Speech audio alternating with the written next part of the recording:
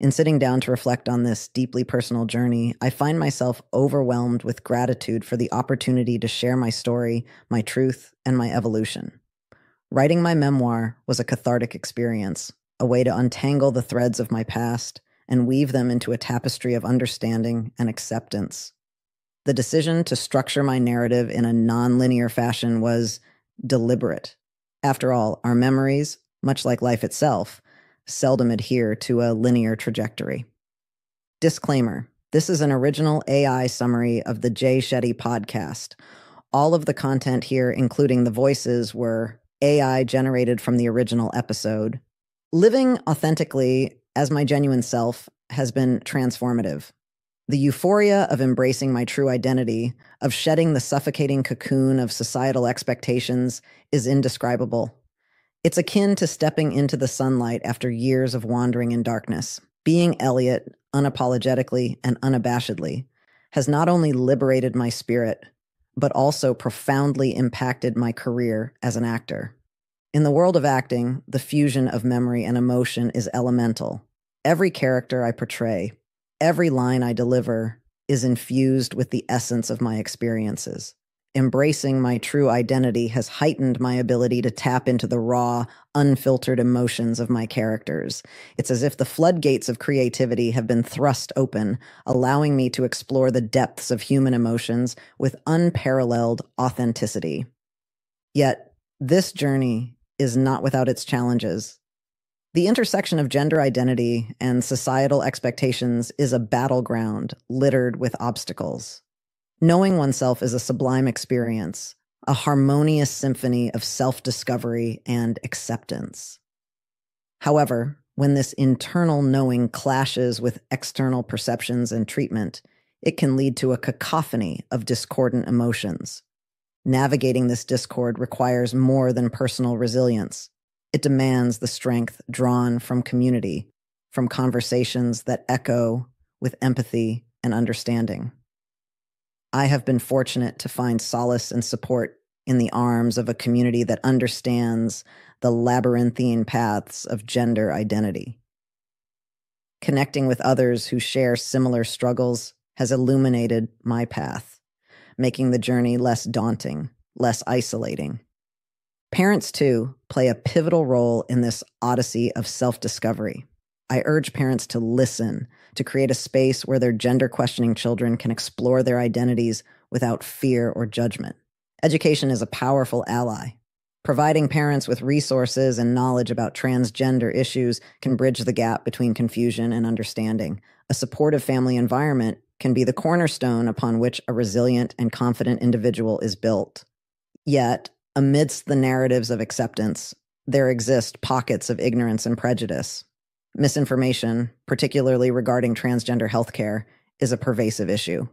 It's disheartening to witness the dissemination of falsehoods, the distortion of facts that only serve to deepen the chasm of misunderstanding. Let me unequivocally state, transgender individuals, especially children, are not subjects of experimentation. Puberty blockers are not untested concoctions. They are medically sound interventions that provide a crucial lifeline to those struggling with their identities. Surgical interventions, a topic often sensationalized and distorted, are decisions made with careful consideration and often only after reaching the age of adulthood. These are not impulsive choices, but rather deeply personal decisions that reflect the individual's journey towards self-realization. It is imperative to seek information from credible sources, to dismantle the walls of ignorance with the bricks of knowledge and understanding. The conversation about gender extends beyond personal identity. It delves into the realms of masculinity and its evolving definitions. As a trans man, I bring a unique perspective to this discourse. I have traversed the spectrum of gender perception, from being perceived as not a man to embracing my true identity. This journey has afforded me insights into the limitations and toxicity of traditional masculinity. I envision a masculinity that transcends the confines of stoicism and emotional detachment. A masculinity that embraces vulnerability as a strength, that nurtures close friendships and encourages emotional expression. Toxic masculinity, with its rigid norms and stifling expectations, has no place in this vision. Instead, I advocate for a version of masculinity that fosters understanding, empathy, and acceptance. In the grand tapestry of gender identity, the experiences of transgender and gender non-conforming individuals paint vivid strokes of struggle and triumph. Body image issues, often exacerbated by societal pressure and unrealistic standards, are battles fought daily. The mirror becomes both an ally and a foe, reflecting the internal turmoil of individuals yearning to be seen, accepted, and loved for who they truly are. Metaphorically, the journey of understanding and expressing gender identity is akin to writing a book, a tome of infinite complexity and nuance. Each person authors their own narrative, their own saga of self-discovery and acceptance. Sharing these stories is not merely an act of bravery, it is a revolutionary defiance against the normative constraints that seek to silence us. In the pages of these stories, we find solace. We discover that our struggles are not solitary, that our fears and triumphs are echoed in the experiences of others.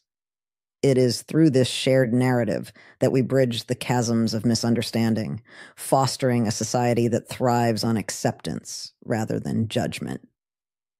Empathy becomes our guiding star, illuminating the path towards a world where differences are not just tolerated, but celebrated. My own transformation beyond the realms of gender has been profound. I have learned to find solace in solitude, to embrace my own company without the constant need for external validation. This newfound sense of self-love has become the cornerstone upon which I build my relationships, both personal and professional. I have discovered that true validation comes from within, from an unshakable belief in one's worth and identity. Reflecting on my journey, I am acutely aware of the privileges I possess. The ability to access resources, to afford necessary procedures, and to navigate legal intricacies without undue hindrance are luxuries that not all trans individuals enjoy. It is vital, therefore, to acknowledge these privileges, to use them as a platform from which I can amplify the voices of those marginalized and disenfranchised. I find myself reflecting on a pivotal period in my life. The decision to conclude my memoir at the age of 16 was deliberate. It was a time of unbridled joy, of self-discovery and acceptance that resonates with me to this day. One particular memory stands out, a moment of euphoria experienced at a concert.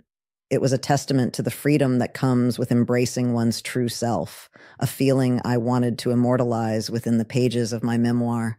I am often asked about the best and worst advice I have received, the values I hold dear, and the laws I would create. The best advice I have received is simple yet profound. Stay true to yourself. In a world that constantly tries to mold us into predefined shapes, authenticity is a rebellion. It is a declaration of self-worth and a celebration of individuality. The worst advice, conversely, is the toxic notion that success is synonymous with external validation.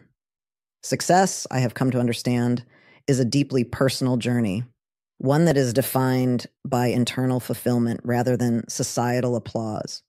A value I no longer hold is the belief in the inherent shame associated with societal expectations. Shame, I have learned, is a tool used to control, to stifle our voices, and curb our authenticity. By shedding this shame, we unshackle ourselves from the chains of conformity, embracing our true identities with pride and courage. Currently, I am in the process of redefining the concept of success. Success for me is not measured by accolades or material wealth. It is a measure of the positive impact I can have on the world. It is about amplifying marginalized voices, dismantling oppressive systems, and fostering a society where acceptance and empathy reign supreme. If I were to create a law, it would be a law against bullying. Bullying, in all its forms, is a cancer that eats away at the fabric of society. It preys on the vulnerable, silences the marginalized, and perpetuates a cycle of pain and despair. A law against bullying would not merely be a legal statute. It would be a declaration of our collective commitment to kindness, compassion, and understanding. In concluding this conversation, I am filled with a profound sense of gratitude. Gratitude for the opportunity to share my story, to advocate for a more inclusive and accepting world. My hope is that these words, this journey of self-discovery and acceptance, resonate with those who read them. I hope that my experiences can serve as a beacon of hope for those struggling with their identities, a reminder that they are not alone. Let us continue this conversation, not just as an exploration of gender identity, but as a celebration of humanity in all its diverse and beautiful forms. Let us build a world where acceptance knows no bounds, where empathy is our guiding light, and where authenticity is cherished above all else. Thank you for listening to this PodFast of my conversation with Jay Shetty. If you enjoyed this content, please like and subscribe. See you next time.